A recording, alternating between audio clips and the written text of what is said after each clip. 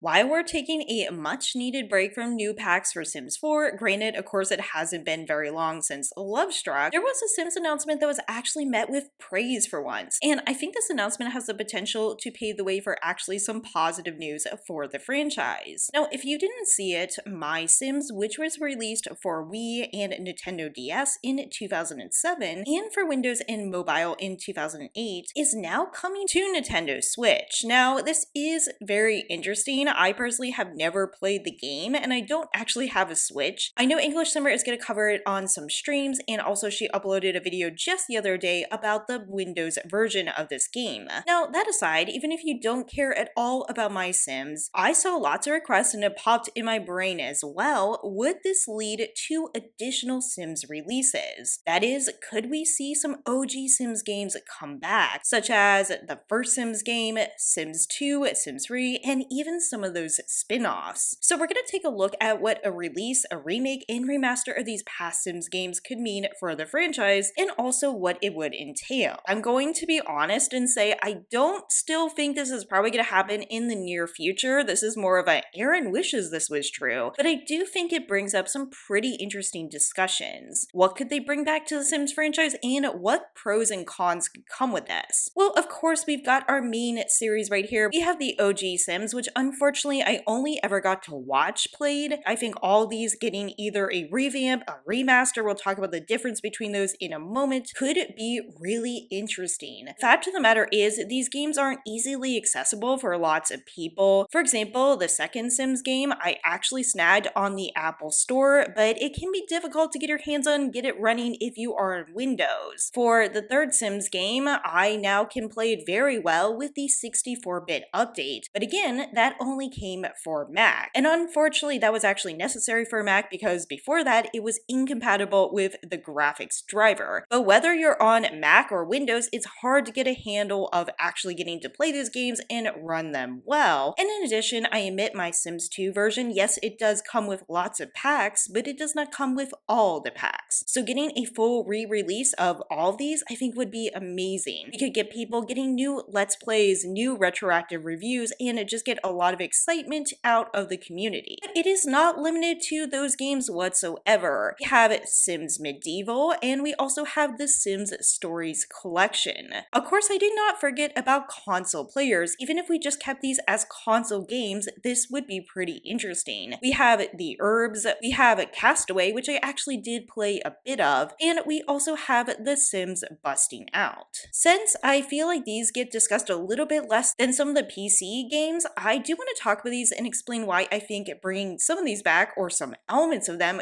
could be pretty interesting. The description for the Urbz is, the Sims have moved to the city where the action is 24/7 and reputation means everything. Sims who live in the city are known as Urbz, and they have a bold new look and attitude. Go to work and be challenged by bosses at locations like Sushi Bar, Chop Shop, or Bootleg Fireworks. Success at work brings promotions, access to new power socials, and gear to influence your new lifestyle. This creator on Twitter actually described it pretty well here. The Urbz did not play like your usual conventional Sims game. For those who never played, there are 9 different districts to explore. You have a series of goals to accomplish and unlock in each district: social actions, apartments, pets, etc. You choose the district to start in, and your Urbz moves into the first apartment. Each district has their own aesthetic. Reputation is of course the most important part of the game as you climb the social ladder to fame and fortune. People need to know who you are. Are you cool enough to get into the party? They also shared a lot of the screenshots of these districts. Now keep in mind, if you don't like the graphics of this game, it came out a long time ago. In fact, I would wager that some of you watching this, or maybe a lot of you, weren't even born yet. But that aside, like I said, when we bring back games, there is the possibility of graphics improvements, which it seems My Sims game did not actually attempt. But anyway, you have Diamond Heights, Central Station, Cosmo Street, Neon East. Of course, the graphics are outdated, but I think the overall idea of this game is pretty interesting. There's also things like skateboarding and this mysterious thing like transportation. Now, the next game I want to talk about, which might be a little bit more known by my audience, is the Sims Castaway. Help your sim build a life from scratch from washing ashore a deserted tropical island. Overcome the forces of nature to help them become the ultimate survivors and thrive in this undiscovered paradise while unearthing clues that will lead them back to civilization, build shelters, craft unique items, and discover many useful treasures. As this creator noted, if you're like me and you like playing RimWorld on Peaceful and are looking for a retro console experience that is at least vaguely familiar, Sims 2 Castaway. Now I would also argue a Castaway, they could just do a completely new adventure with this, but still the same general theme and the same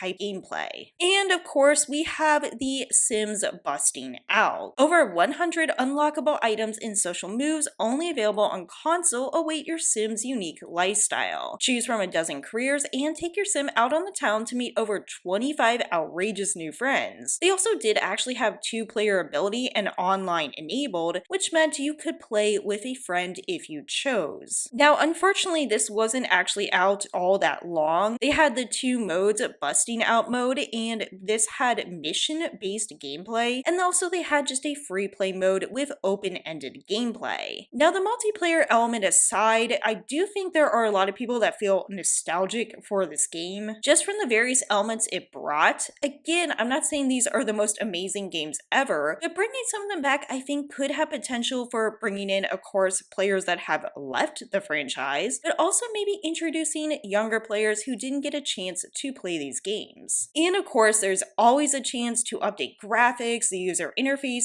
if they actually chose to do so. But I do want to clarify what all this would entail, because we tend to use certain terms that might not mean the same thing in the gaming industry. A remake, for example, involves rebuilding the game from the ground up. However, a remaster focuses on enhancing the original game's visuals. Remake implies significant changes to gameplay, graphics, and sometimes even the story, but the remaster is only updating the graphics with higher resolution. So let's be honest, Electronic Arts, if they're going to do anything new, it is more likely a remaster than a full remake of these games. Now, these graphs showcase the median sales from 2012 to 2023 for remakes and remasters over time. Looking at this graph, I don't feel like EA is going to look at this and say, yes, let's get right on that. But I did think this was interesting. I always like to bring broader data into my analysis. Of course, I will leave the link to all my sources, as always, in my video description because I love for people to read for themselves and interpret as they will. However, there is some reason to believe that more and more gamers are nostalgic and want these games to come back. Now, I kind of laughed because this article called out millennials. I am actually a millennial, but millennials are right at the heart of this big comeback, supposedly. According to a new report by Newzoo, 80% of millennials are gamers. I'm not really sure how they got that data, but they grew up with the classic video games from the 80s and the 90s, which are now getting a fresh coat of paint. It's more than just playing games for them, it's about reliving those epic childhood moments. The next line though, now that they've got money to spend, that makes me laugh because I'm not so sure how much of us have tons of money to spend, but millennials are a big reason why remakes and remasters are so popular. But honestly, they can't make games just for millennials, so I think they would want to see some interest in some of the older Gen Zs, also Gen X, and yes, boomers as well. Think about it, The Sims started in